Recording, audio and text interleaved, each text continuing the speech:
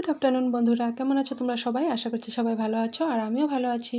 আর দেখো আমরা কোথায় গিয়েছিলাম কাল গিয়েছিলাম আমরা বিহু প্রোগ্রামে। আমাদের বাড়ির সামনেই হয়েছিল বিহু প্রোগ্রামটা, তো আমরা গিয়েছিলাম প্রোগ্রাম দেখতে।